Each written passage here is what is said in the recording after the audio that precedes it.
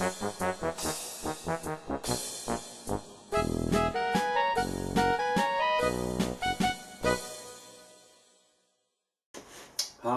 my name's John. Welcome to another instalment of the Sunday night nightcap. I don't know about you, but these Sunday nights are coming around very quickly at the minute. Anyway, tonight I want to talk about one or two things. There's a couple of packages come. I want to show you what's in them. There's a few items I bought at the car boot sale, and I did a little bit of machining and welding for one of the lads at work. So the first package is this one. This one's from Cape Cod. There's only one person I know in Cape Cod. That's Keith Finner. Keith has a good YouTube site. Does a lot of heavy machining. Very diversified in what he does. It was through watching Keith Finner's YouTube that started me doing videos. Anyway, so what Keith sent us. A nice new clean hat in there. That's actually a Keith Finner hat. What I'll do with that one, I'll keep it, I promise I'll not wear it for work. Keep it clean.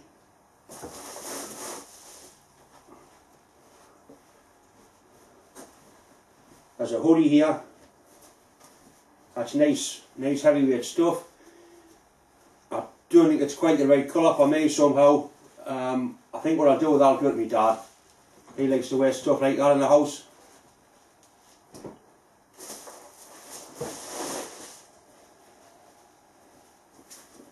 A What's in Your Box t-shirt.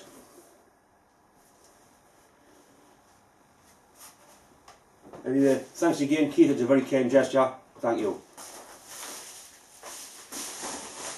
There's one more package arrived. Actually opened it. This one's from Tony Benny, 5, Scotland. See what Tony sent us. It's a nice sort of set of centre drills, proper ones as well, dormer ones. Don't look as though they've been used, that's great. There's a little note here. It's, "Hi John, thanks for all the videos. I hope you don't break all these little bastards." Anyway, thanks very much. I have broke one or two of the bastard things, but they don't come in wrong. It's a nice big one. I haven't got one as big as that. What I'll do, I'll get a close up of some of this stuff. There's also some car boot sale items. We'll get a shot of them as well. Right, these are the centre drills that Tony sent us. I'll see if we're able to put them to good use. I bought these at the car boot sale this morning. Engineer's clamps. They're homemade. Somebody's made a nice job of them. There's 4 of them. I got the 4 for £4, a pound each. I'll have to clean them up. It's just surface rust. I'll clean them up and be able to use them. They're much better at using G clamps because they hold parallel between the 2 jaws. The hand using a milling machine. For a pound each I can use them for welding.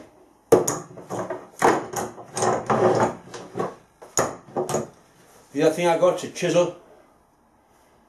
Strange shaped chisel, I'm not quite sure what it's for. Possibly for splitting bearing bushes out. Like for splitting like a kingpin bush out of a housing.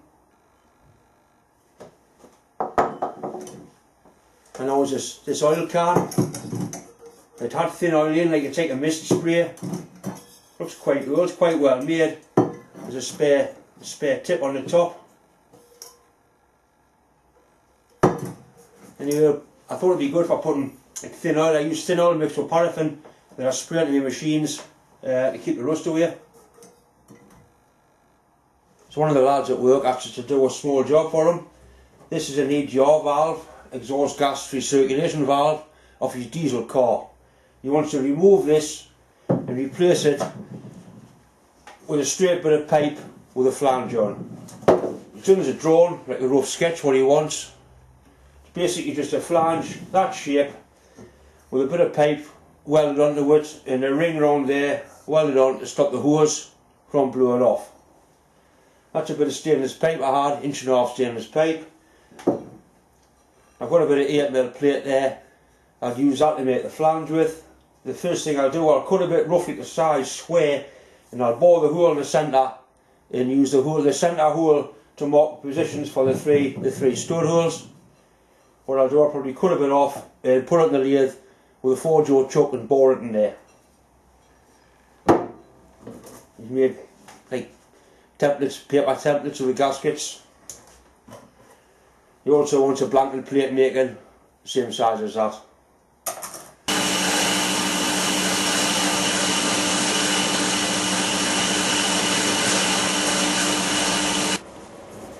Take the 3-jaw chuck off the lathe and put the 4-jaw chuck on. I keep mentioning that. Just a plate to protect the bed when you take the chuck on and off.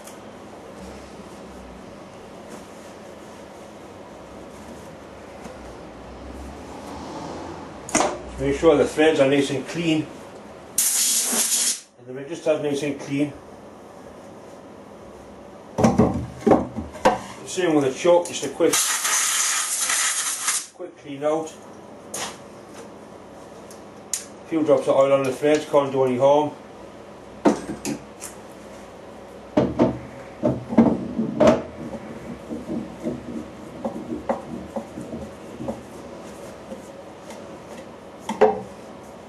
If the chuck doesn't spin on nice and free like that, you're doing something wrong.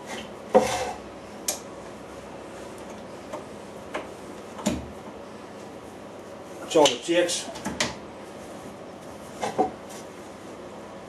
That's what a bit of plate for the flange. I'll put a pot mark somewhere in the centre and we'll bore the centre hole out first. What I'll have to do is to turn the jaws of the chuck round.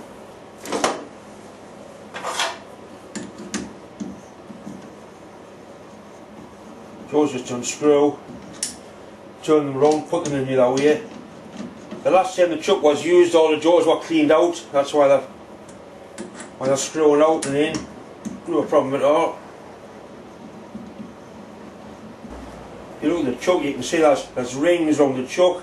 There, so you can line the jaws up. They're on there to make it look pretty.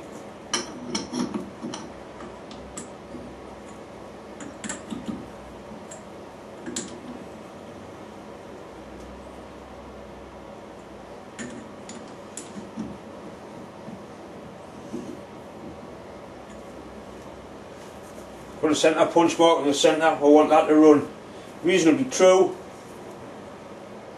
And once I've got a hole in the centre, we can bore our centre hole out and then mark our flange out from there. Put a spring-loaded tool here, I like to call it a wiggle bar, because it wiggles about. What we'll do, we'll put it in my centre punch mark, and we'll put a centre in the back of it. It's spring-loaded. So you put a bit of tension on, it's held in the centre part mark by the spring tension, and when you move your chuck you can see how it wiggles about. Right, I've got it mounted in the chuck with a wiggle bar in. I've got a tool in so you can see how far true it is. So if you turn it round, that's its furthest away point, so it wants to come towards me. So what we'll do, I've got 2 chuck keys. You loosen that one off and you tighten the one opposite. That's the furthest away there, so loosen that one, tighten that one.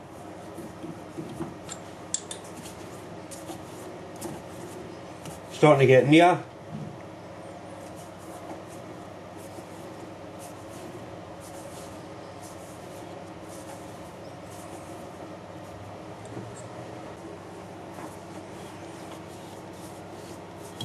What we're going to do, that's very near. The next stage would be to put a clock gauge on and set it up with a clock gauge. But for what we're doing, that's perfectly acceptable. I like using a 4-jaw chuck. You get a much better hold in a 4-jaw chuck than you do in a 3-jaw chuck, and obviously you can grip irregular shaped objects. Right, we'll put a centre drill through there.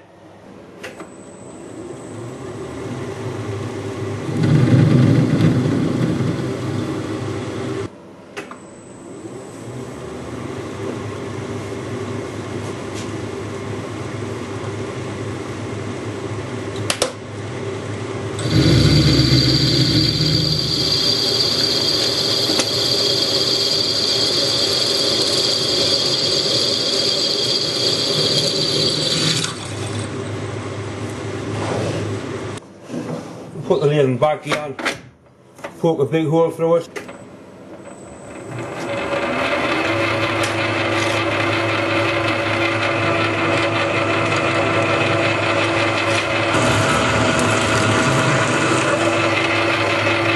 So that's out to 3/4.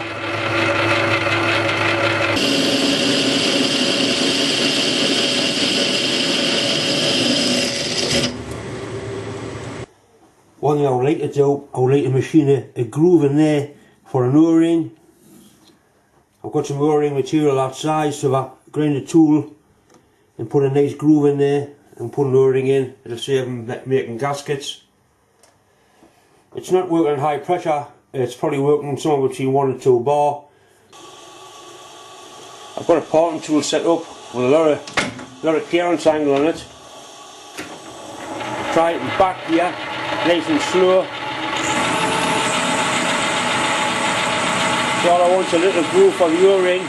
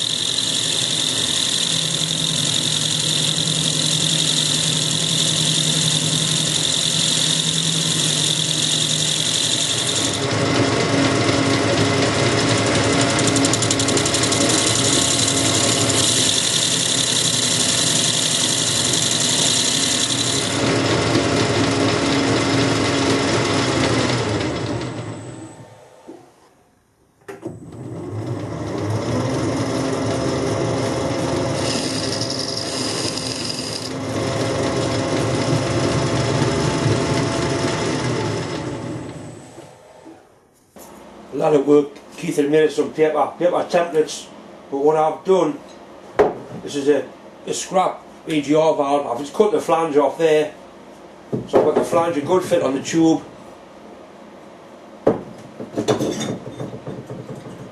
I can line that up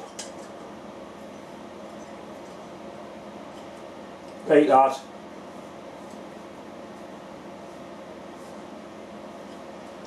And I can transfer punch through the 3 holes so I get an accurate mark. These are what they call transfer punches. These ones are metric. All the other are a parallel piece of metal with a point on the end. That's a 6.5mm hole in there, clearance hole for 6mm. We'll put that through, give it a tap, and that accurately picks up the centre of the hole, transfers that into the centre punch mark. That's why they're called transfer punches. Yeah, you look down there, you can see we've got some nice punch marks right in the middle. What I'll do, I'll scrape round here and decide what shape I'm going to cut the flange. It doesn't need to be that shape, and then we'll drill the holes and weld it on.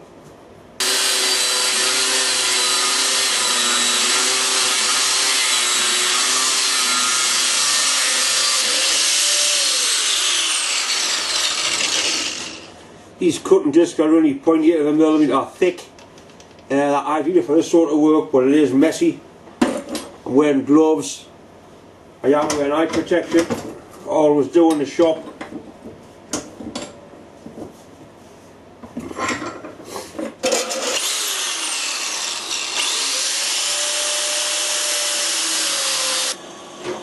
This is the ideal opportunity to rag your finger off, or smash your thumb, or pull a fingernail off.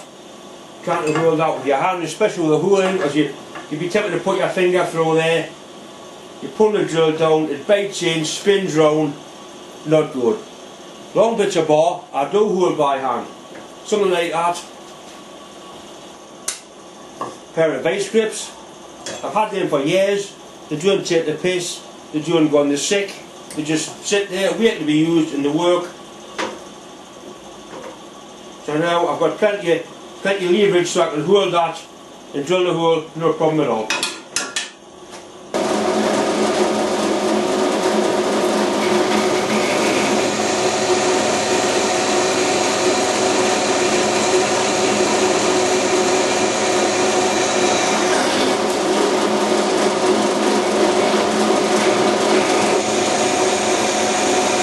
Coupler seats to take the burr off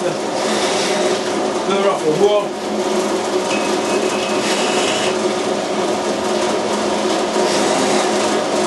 Ragged.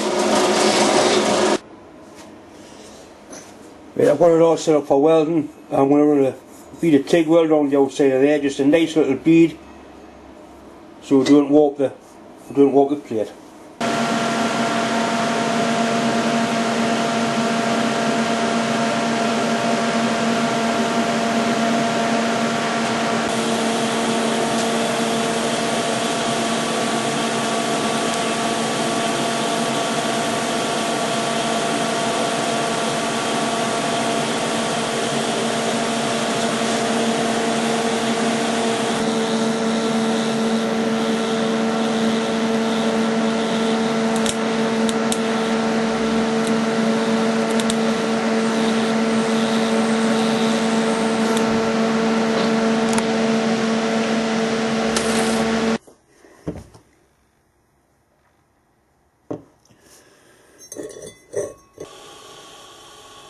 I've tacked a bit of 8th welding rod around the end, just so when the hose goes over and the hose clip grips it, it stops the hose from blowing off. He's got his groove in the back for his O-ring. Should make him happy.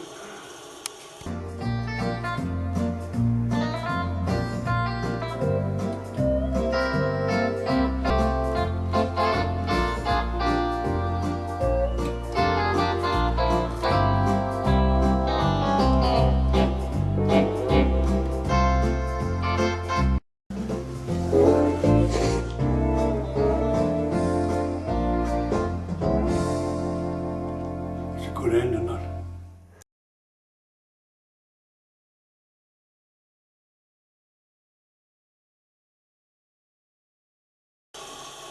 So I've welded a bit of 8th welding rod around the end, just so that when the hose goes over and the hose clip goes into there, it stops the hose clip blowing off.